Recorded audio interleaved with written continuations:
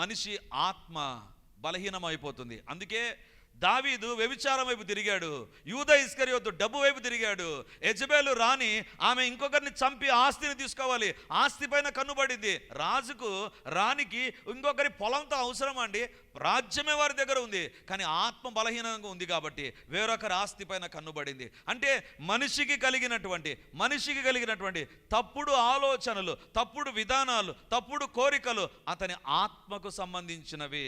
దేవుని బిడ్డలారా, ఆకలి శరీరానికి సంబంధించింది కదా, ఆకలి శరీరానికి సంబంధించింది.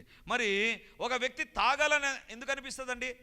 తాగకూడదని అతనికి తెలుసు, కానీ తాగాలని ఎందుకు అనిపిస్తుంది? ఆత్మ బలహీనంగా ఉంది. అతనికి అనిపిస్తుంది వ్యభిచారం అనేటువంటి తప్పు, కానీ ఎందుకు వ్యభిచారం చేస్తాడు? ఆత్మ బలహీనంగా ఉంది. ఒక వ్యక్తి తాను తినకూడనిది తినేటువంటి వ్యక్తిగా మారిపోతున్నాడు, తాగకూడనిది తాగేటువంటి వ్యక్తిగా మారిపోతున్నాడు. ఎందుకు? తాగకూడదు అనిపిస్తుంది, కానీ ఆత్మ బలహీనంగా ఉంది కాబట్టి తాగుతున్నాడు. ఆత్మ బలహీనంగా ఉంది కాబట్టి చేయకూడని పనులు చేస్తుంటున్నాడు. ఒకవేళ అనుకుందాం, కొంతమందికి ఒకటి ఉంటుందండి, నాకు ఈ స్థానం కావాలి. ఎందుకు వచ్చిందండి ఆ కోరిక? నాకు చర్చిలో ఈ స్థానం లేదు, లేకపోతే ఉద్యోగంలో నాకు గుర్తింపు లేదు, ఇంట్లో నాకు స్థానం అనేటువంటిది ఎందుకు వస్తుంది? ఆత్మ ఎక్కడో బలహీనమై ఉంటుంది. ఆత్మ ఎక్కడో, శరీరం బాగుంటుంది, పర్ఫెక్ట్గా ఉంటాం. నీ ఆత్మకు వచ్చినటువంటి బలహీనత ఏంటి తెలుసా? ఒక పాపం చేయనట్లుగా, ఒక అధికారం కావాలి, ఒక మోసం చేయాలి, ఒక నష్టం కలిగించాలి, ఒక చెడు పని చేయాలి అనేటువంటిది ఆత్మ బలహీనంగా ఉంది కాబట్టి మనిషికి వస్తూ ఉంది.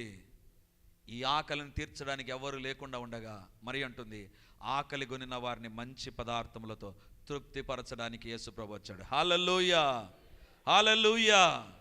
దేవుని బిడ్డలారా, ఏ మత స్థాపకుడు చేయనటువంటిది, ఏ ప్రవక్త, ఏ దేవుడు దేవత చేయనటువంటిది ఈ ఆకలిని తీర్చడానికి ఎవరి చేత కాకుండా ఉండగా దేవుడు తానే భూలోకానికి దిగి వచ్చాడు.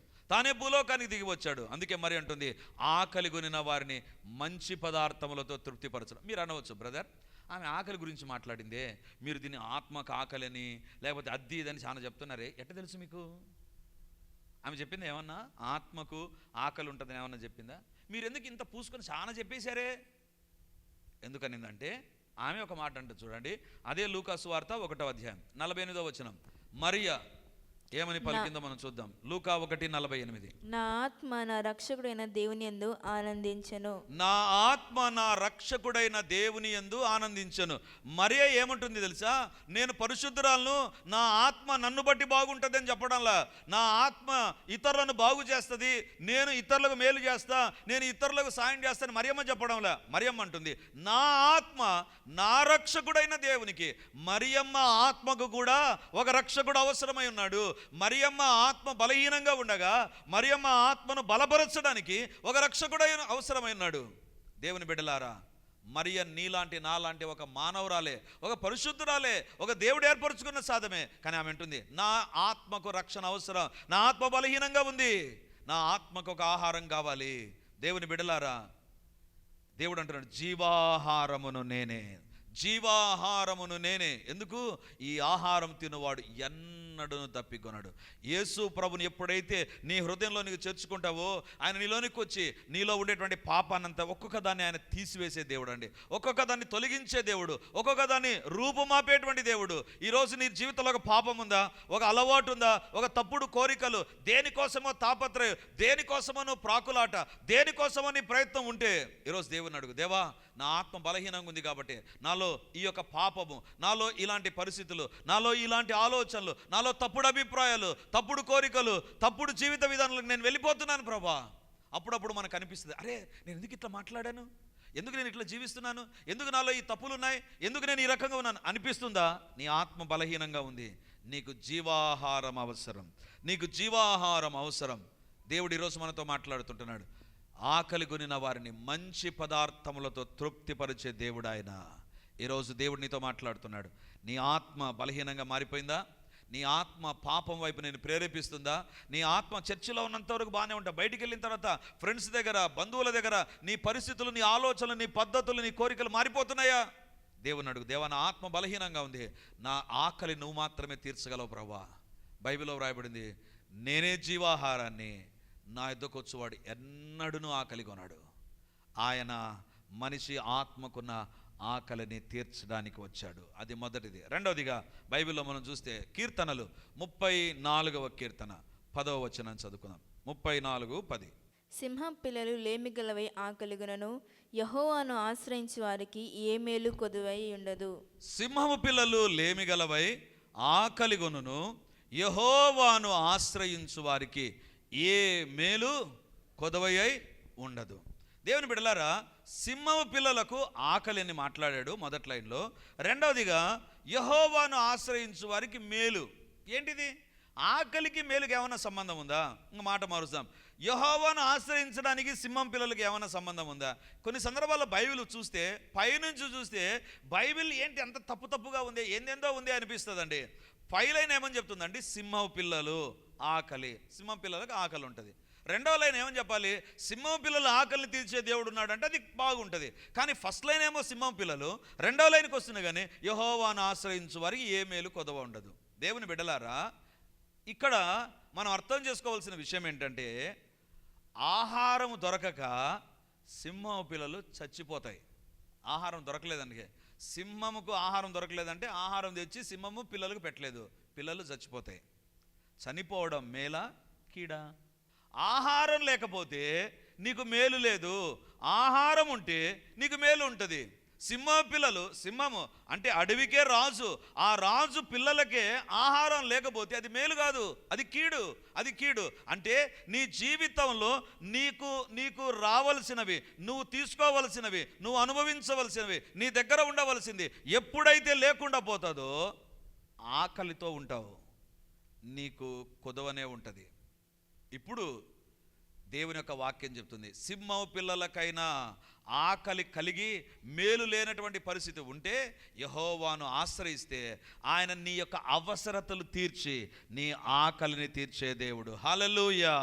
దేవుని బిడ్డలారా, మనిషికి మేలు కలగకపోవడం నిజంగా ఒక అసంతృప్తి అండి. నాకు ఉద్యోగం రాలేదు, నిజంగా ఒక అసంతృప్తి.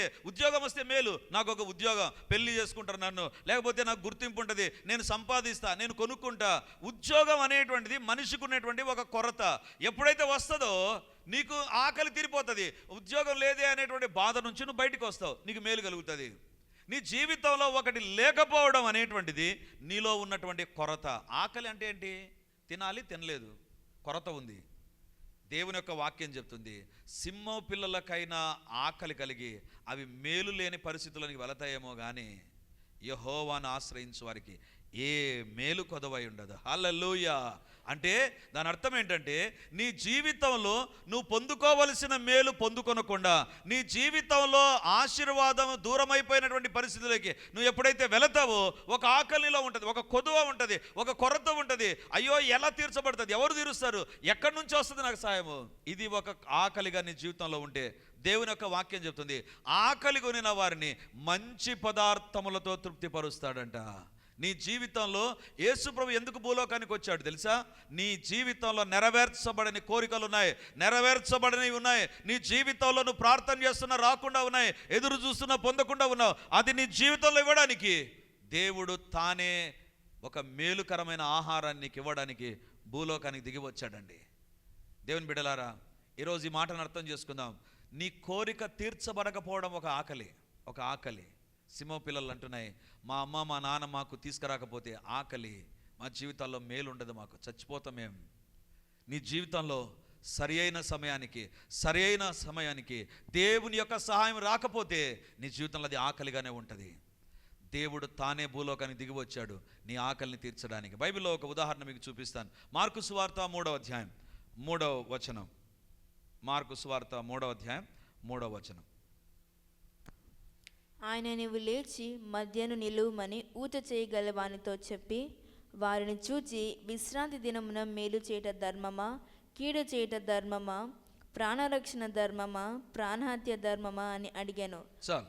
ఇక్కడ ఒక వ్యక్తి చర్చిలోనికి వచ్చాడండి, సమాజ మందిరంలోనికి వచ్చాడు. ఆ వ్యక్తి చర్చిలోనికి వస్తే అందరూ కామ్గా ఉన్నారు, ఎవరేం పట్టించుకోలేదు. కానీ యేసు ప్రభు ఆ వ్యక్తిని నిలబడమన్నాడంట. చాలామంది చర్చిలో ఉన్నారండి, ఎవరు నిలబడమనలేదు. దేవుడు ఈ వ్యక్తిని చూచి నీవు లేచి మధ్యను నిలువు అన్నాడు. ఎందుకన్నాడు? బైబిల్లో నెక్స్ట్ ఉంటుంది, ఊచ చెయ్యగలవాడు. అతనికి ఒక చెయ్యి ఉంది, ఆ చెయ్యి చాలా సచ్చుగా ఉంది. ఒకవేళ పక్షవాయం వచ్చిందో, లేకపోతే దెబ్బలు తగిలినదేమో, యాక్సిడెంట్ ఏమో, లేకపోతే ఏదైనా పుట్టుకతోనే ఆ చెయ్యి ఆ రకంగా ఉందేమో మనకు తెలియదు. కానీ చెయ్యి ఉంది, అది పనికిరాని చెయ్యి. చెయ్యి ఉంది, అది ఉపయోగం లేని చెయ్యి. అది చెయ్యిగానే ఉంది, కానీ దానికి గుర్తింపు లేదు, చెయ్యి అనేటువంటి గుర్తింపు. ఎవ్వరు ఇతని యొక్క కోరిక తీర్చలేకుండా ఉన్నారు. ఎవ్వరు కూడా ఈ చెయ్యిని బాగు చేయలేకుండా ఉన్నారు, బాగు చేయలేకుండా ఉంటున్నారు. దేవుని బిడ్డలారా, ఈరోజు దేవుడు మనతో మాట్లాడుతుంటారు. నీ జీవితంలో ఎవ్వరు తీర్చలేనటువంటిది ఒకటి ఉంటే అది నీ ఆకలి. ఎవరు తీరుస్తారు? ఎప్పుడు తీర్చబడుతుంది? ఎవరున్నారు నాకు తీర్చడానికి అనేటువంటి తలంపు నీకు కలుగుతుంది. కానీ ఈ ఊచ చేయగలవాన్ని యేసుప్రభు చూచాడు. చర్చిలో అందరి మధ్య నిలబెట్టాడు, లేచి నిలబడని చెప్పాడు. ఇప్పుడు ఆ వ్యక్తితో అంటున్నాడు, నీ చెయ్యి ఊచ చెయ్యిగా ఉంది కదా, చెయ్యి ఉంది కానీ దేనికి పనికిరాదు. అది స్నానం చేయడానికి పనికిరాదు, బట్టలు వేసుకోవడానికి పనికిరాదు, ఉద్యోగం చేయడానికి పనికిరాదు, పనికిరాదు. చెయ్యి మాత్రం ఉంది. పనికి రానటువంటిదిగా ఉందా? ఇదిగో నేను నీకు మేలు చేస్తాను. సింహం పిల్లలైన ఆకలి కొంటాయి, కానీ దేవుని దగ్గరకు వచ్చాడు కదా మందిరంలోనికి. దేవుడు చేసిన కార్యం ఏంటి తెలుసా? ఒక గొప్ప అద్భుతాన్ని చేశాడు. దేవుని బిడ్డలారా, ఈరోజు దేవుడు మనతో మాట్లాడుతున్నాడు. సింహం పిల్లలైన లేమి గలవై ఆకలి ఉంటాయి, కానీ యెహోవాను ఆశ్రయించు వారికి ఏ మేలు కొదవై ఉండదు. దేవుని బిడ్డలారా, మన దేవుడు ఎవరు తెలుసా? ఆకలి కొనిన వారిని అవసరతలు తీర్చేటువంటి దేవుడు. నీ ఆకలి ఏంటి తెలుసా? అవసరతలు తీర్చబడకుండా పోవడం, నీ జీవితంలో ఒక కొదువ ఉండడం, ఒక కొరత ఉండడం. ఎప్పుడైతే అది నీ జీవితంలో ఉంటుందో అది నీ యొక్క ఆకలిగానే ఉంటుంది. దేవుని బిడ్డలారా, ఈరోజు దేవుడు మనతో మాట్లాడుతుంటున్నాడు. ఈరోజు వాక్యం వింటున్నటువంటి దేవుని బిడ్డ, is there any organ disturbed in your body? నీ శరీరంలో ఏదైనా ఒక అవయవం పని చేయకుండా ఎలా ఉండాలి, ఎలా ఉంటుంది నా జీవితం, నా కుటుంబ పరిస్థితి ఏంటి అనే తలంపులో ఉన్నావా? Worry not. దేవుడు ఎవరు తెలుసా? నీ ఆకలిని చూచాడు. ఈరోజు నీతోనే మాట్లాడుతుంటున్నాడు. ఆకలి కొనిన వారిని మంచి పదార్థములతో తృప్తిపరిచే దేవుడు. హల్లెలూయా. గుండె చెదరిన వారిని బాగు చేయువాడని, గుండె చెదరిన వారిని బాగు చేయువాడని, ఏ జనముకి లాగునా చేసి ఉండలేదని దేవునికి స్తోత్రము, దేవునికి స్తోత్రము. గానము చేయుటయే మంచిది, మనమందరము స్తుతి గానము చేయుటయే మంచిది.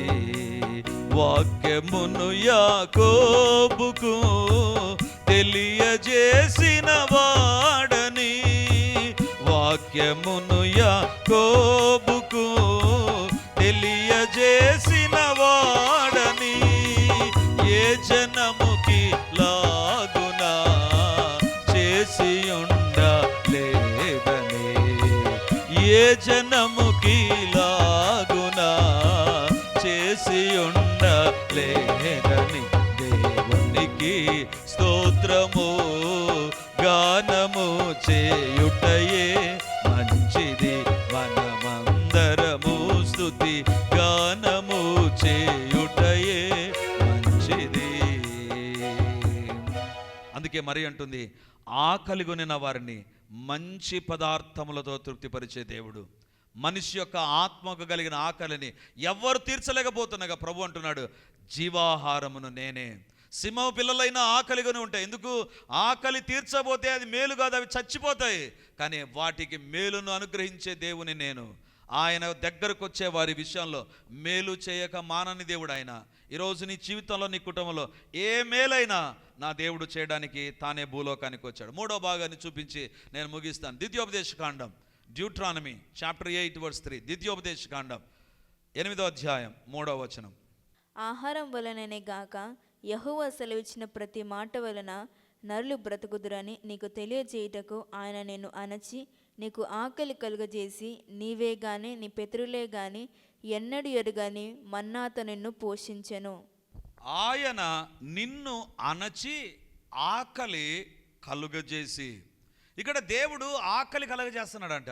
అరే, ఆకలి తీర్చే దేవుడు కదా ఆయన. ఇందాక అదే మనం చూసాం. ఆయన ఆకలి కొనిన వారిని మంచి పదార్థములతో సంతృప్తిపరిచే దేవుడు.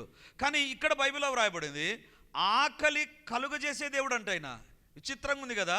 నాకు అనిపించింది, దేవా నువ్వు ఆకలి కలిగజేస్తావేంటి? సాతాను ఆకలి కలిగజేస్తాడంటే మంచిది, లేకపోతే శత్రువు ఆకలి కలిగజేస్తాడంటే మంచిది, కాకి మా దగ్గర ఉండి ఎత్తుకుపోయి ఆకలి కలిగజేస్తుంటే ఒప్పుకోవచ్చు. అది నువ్వు ఆకలి కలిగజేయడం ఏంటి ప్రభా? నువ్వు ప్రేమ కలిగిన దేవుడవు కదా, నువ్వు దయ కలిగిన దేవుడవు కదా, ఆకలి నువ్వెందుకు కలగజేస్తావు? దేవుడు ఎందుకు ఆకలి కలగజేస్తాడంటే దాని ముందు ఒక పదం ఉంది, ఆయన నిన్ను అణచి నీకు ఆకలి కలగజేసి. దేవుడు ఆకలి కలగజేయడంలో ఉద్దేశం ఏంటంటే అనుస్తున్నాడంట. అంటే ఎక్కడో పెరిగిపోయాం, ఎక్కడో ఉండకూడదు మన జీవితంలోకి వచ్చింది, రాకూడదు మన జీవితాల్లోకి వచ్చింది. అది తలంపుల్లో కానీ, మాటల్లో కానీ, చూపుల్లో కానీ, ప్రవర్తనలో కానీ మన జీవితాల్లో ఏదో ఒకటి వచ్చేసింది రాకూడదు. ఇది అణిచివేయాలి అంటే దేవుడు ఏం చేస్తాడు తెలుసా? ఆకలిని కలగజేస్తున్నాడంట. అంటే నీ జీవితంలో ఒక దీవెన రాకుండా దేవుడు చేస్తాడు, ఒక ఆశీర్వాదం లేకుండా చేస్తాడు, ఒక సమస్య కూడా నువ్వు వెళ్ళిపోయేటట్లు చేస్తాడు.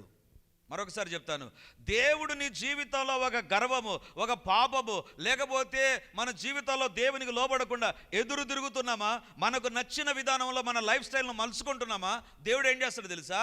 మనల్ని అణుచు నిమిత్తము నీకు ఒక ఆకలి కలగజేస్తాడు. నీకు ఆకలి కలగజేస్తాడు. ఏంటి ఆకలి తెలుసా? నీ జీవితంలో ఎంత ప్రార్థించినా ఒకదానికి జవాబు రాదు, ఎంత ప్రయత్నం చేసినా ఒక కార్యం జరగదు, ఎంత దేవుని దగ్గర నువ్వు నమ్మకంగా వస్తున్నా నీ జీవితంలో దేవుడు కార్యం జరిగించడు. మనకు అనిపిస్తుంది, ఏంటి దేవుని దగ్గరకు నేను వస్తున్నాను కదా, దేవుని దగ్గర నమ్మకంగా ఉంటున్నాను కదా, నా జీవితంలో ఉండే ఆశీర్వాదం పోయింది, ఆశీర్వాదమే లేకుండా ఉంది. ఏంటి ప్రభా? ఒక ఆకలిలో కలగజేస్తాడు దేవుడు. ఎందుకు కలగజేస్తాడు తెలుసా? ఎక్కడో ఏదో మన జీవితాల్లో పెరిగిపోయాం, మనం రాకూడదు వచ్చేసింది. ఇశ్రాయేలు ప్రజలు అనుకున్నారు, మేము ఎవరు అనుకున్నాం? మా దేవుడు మా కోసం ఎర్ర సముద్రాన్ని చీల్చాడు, మా దేవుడు మా కోసం ఫరోను సముద్రంలో ముంచేశాడు, మేమెవరం అనుకున్నాం అని గర్వంతో విర్రవిగిపోయి దేవుని కూడా మర్చిపోయిన పరిస్థితి వచ్చింది. అప్పుడు బైబిల్లో వ్రాయబడింది, వారి అణుచు నిమిత్తము ఆకలి కలగజేశాడు. దేవుని బిడ్డలారా, నీ జీవితంలో ఎక్కడైనా దేవునికి వ్యతిరేకమైన ఆలోచనలు జీవిత విధానంలోనికి ఎంటర్ అయిపోతే దేవుడు ఏం చేస్తాడు తెలుసా? కొన్ని సందర్భాల్లో జవాబు ఇవ్వడు. నీలో నువ్వు తగ్గింపు, నీలో ఉండకూడదని తొలగిపోయేంత వరకు ఆకలి అట్లాగానే ఉంటుంది. ఒకానొక సందర్భంలో ఒక కుటుంబం నా దగ్గరకు వచ్చింది. మా ఇంట్లో మా కుమార్తెకు జరగడం లేదు, ఈ కార్యం నా కుమార్తెకు జరగడం లేదు. దేవుని బిడ్డలారా, ప్రార్థన చేశాం, ప్రభు దగ్గర ప్రార్థన చేశాం, దేవుడు ఎందుకు ఇలేదు అని దేవుని దగ్గర ప్రార్థన చేస్తుంటే దేవుడు ఒకటే ఒక మాట అన్నాడు, తగ్గింపు లేని జీవితాన్ని, దీనత్వం లేని జీవితాన్ని నేను దర్శించలేను. నీ జీవితంలో దేని విషయమైనా గర్వించావా? గుర్తుంచుకో, గర్వంతో కొంతకాలం మనం ముందుకు సాగవచ్చు, ఆ తర్వాత దేవుడు ఆకలి కలగజేస్తాడు. ఏం చేసినా నీ ఆకలి తీర్చబడదు, నీ కొరతగానే ఉంటుంది. దేవుడు అంటున్నాడు, నిన్ను అణచు నిమిత్తం. ఎవరి మాట మాట్లాడుతున్నారు తెలుసా? మోషే ఇశ్రాయేలు ప్రజలతో మాట్లాడుతున్నాడు. ఏమని?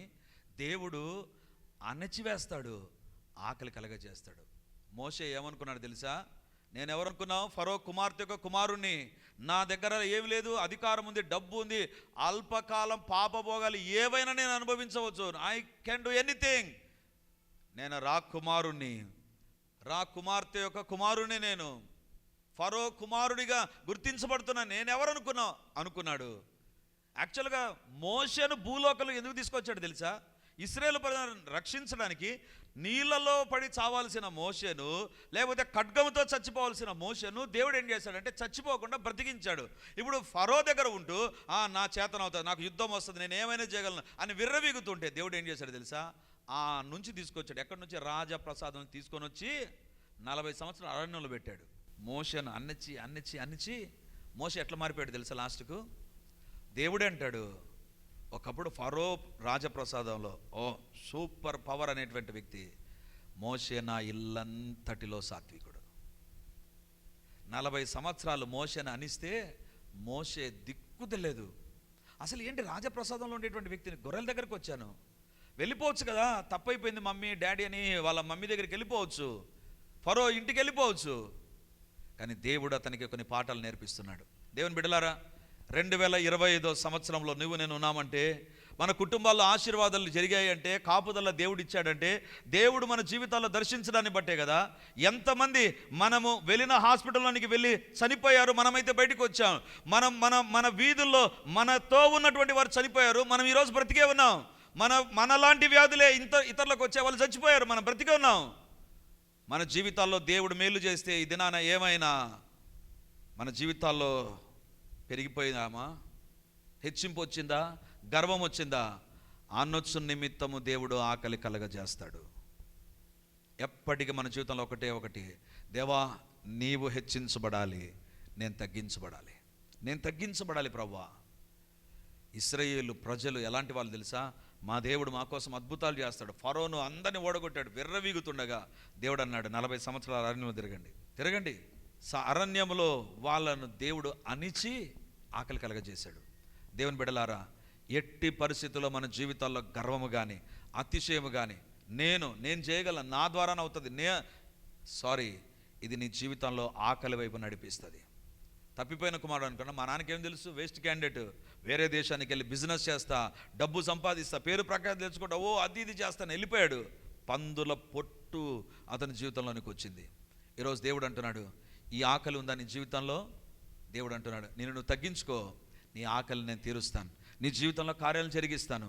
ప్రభు ఈరోజు మనతో మాట్లాడుతున్నాడు. అందుకే మరి అంటుంది, ఆకలి కొనిన వారిని మంచి పదార్థములతో ఆయన తృప్తిపరుస్తాడు. నీ ఆత్మకు ఆకలి ఉంది, నీ జీవితాల్లో అవసరతలు తీర్చబడక ఒక ఆకలి ఉంది. నీ జీవితంలో నీ గర్వాన్ని బట్టి, నీ అతిశయాన్ని బట్టి, దేన్ని బట్టో నీ జీవితాల్లో నీకై నువ్వు ఆకలి కొని తెచ్చుకున్నావు. దేవుడు అద్భుతాలు చేయకుండా ఆగిపోవడానికి కారణం నాలో ఉన్నటువంటి పాపమే. అది ఒప్పుకుందాం దేవుని ఎదుట. దేవా నన్ను క్షమించు, నీ రక్తముతో నన్ను కడుగు. దేవుని బిడ్డలారా, మన జీవితాల్లో ఎంతగా మనల్ని తగ్గించుకుంటామో అదే క్రిస్మస్. ఉదయకాలపు ఆరాధనలో కూడా ఇదే పాయింట్ నేను టచ్ చేశాను. దేవుడుగా ఉండేటువంటి యేసయ్య పశువుల తొట్టిలో పరుండబెట్టబడ్డాడు. ఇంతకంటే తగ్గింపు ఎక్కడ మనం చూడమండి. బైబిల్లో ఒక శిశువుగా మార్చబడ్డాడంట. దేవుడు ఒక శిశువు అయిపోవడం ఏంటండి? పోయిన వారం నేను సందేశంలో చెప్పాను కదా, తల్లి గర్భం ఒక పిడికిలంతే. Womb of a woman is only just a fist. ఒక పిడికిలే. ఆ పిడికిల్లోనికి దేవుడు వచ్చేసాడు. అనంతుడైన దేవుడు ఒక పిడికిలోనికి రావడం ఏంటి? తను తగ్గించుకున్నాడు. ఈరోజు నీ జీవితంలో, నా జీవితంలో ఏదైనా గర్వం ఉంటే, దేని విషయమైనా మనం గర్విస్తూ ఉంటే, దేవుని ఎదుట మనం తగ్గించుకుందాం. ప్రభువా, నా జీవితంలో ఆశీర్వాదాలు రాకపోవడానికి, నా కుటుంబంలో డిస్టర్బెన్స్ కలగడానికి, నా జీవితంలో ఉన్నది తొలగిపోవడానికి, నా జీవితంలో లేనటువంటివి రావడానికి కారణం నాలో ఉన్నటువంటిదే. దేవుడు సైలెంట్ అయిపోయాడు నీ జీవితంలో. దేవుడు సైలెంట్ అయ్యి నిన్ను మరింతగా బాధకు అప్పగించకముందే మనల్ని మనం తగ్గించుకుందాం. దేవా నన్ను క్షమించు. మన జీవితాల్లో తగ్గింపు ఉండాలి. ప్రతి విషయంలో తగ్గించుకునే వారంగా కనబడదాం. యేసు ప్రభు పండుగ జరుపుకుంటున్న ఆయన తగ్గింపు కలిగిన వ్యక్తి. మరియా తగ్గింపు కలిగినటువంటి స్త్రీనే. జకరియా, ఎలిజబెతులు తగ్గింపులు కలిగిన వారే. జ్ఞానులు తూర్పు దేశం నుంచి ఆయన ఎదుట సాగిలపడ్డారు. దేవుని బిడ్డలారా, ప్రతి చోట క్రిస్మస్లో తగ్గింపు తప్ప ఇంకా వేరొకటి ఉండదు. మనలో ఎక్కడైనా ఏదైనా గర్వం వచ్చిందా, దేవుని ఎదురు సరి చేసుకుందాం. ప్రభువా, నీ శిలువ రక్తంతో నన్ను కడుగు అని ప్రార్థన చేద్దాం. బైబిల్ చెప్తుంది, ఆకలి కొనిన వారిని మంచి పదార్థములతో తృప్తిపరుస్తాడు. గొప్ప దేవుడు, మహిమరూపుడు, నరరూపదారుడాయను, కోటి సూర్యుల తేజస్సును వదిలి వెళ్ళసెను పశుశాలలో. గొప్ప దేవుడు, మహిమరూపుడు, నరరూపదారుడాయను, కోటి సూర్యుల తేజస్సును వదలి వెలసెను పశుశాలలో.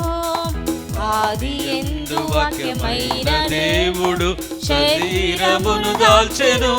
హల్లెలూయా. Happy Christmas, merry Christmas, happy Christmas, merry Christmas, happy Christmas, merry Christmas, happy Christmas, merry Christmas. గొప్ప దేవుడు, మహిమరూపుడు, నరరూపదారుడాయను, కోటి సూర్యుల తేజస్సును వదిలి వెళ్ళసెను పశుశాలలో. ఆది యందు వాక్యమైన దేవుడు శరీరమును దాల్చెను. Hallelujah. Happy Christmas, Merry Christmas, Happy Christmas, Merry Christmas, Happy Christmas, Merry Christmas, Happy Christmas, Merry Christmas. ప్రవచనములను నెరవేర్చుచు కన్యక గర్భము ధరించెను, పాపరహితునిగా జన్మించెను, మానవ పాపము తొలగించెను. ప్రవచనములను నెరవేర్చుచు కన్యక గర్భము ధరించెను, పాపరహితునిగా జన్మించెను, మానవ పాపము తొలగించెను.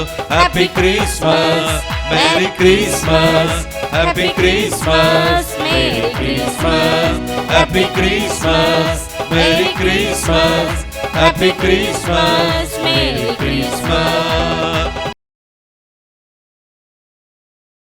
ప్రార్థన చేద్దాం. హల్లెలూయా, హల్లెలూయా, హల్లెలూయా. గొప్ప దేవా, గొప్ప దేవా, గొప్ప దేవా, ఈరోజు వాక్యం ద్వారా మా ఒక్కొక్కరితో మాట్లాడినటువంటి తండ్రి మీకు వందనాలు, మీకు వందనాలు. నీ సిల్వర్ రక్తం మమ్మల్ని కడుగును గాక.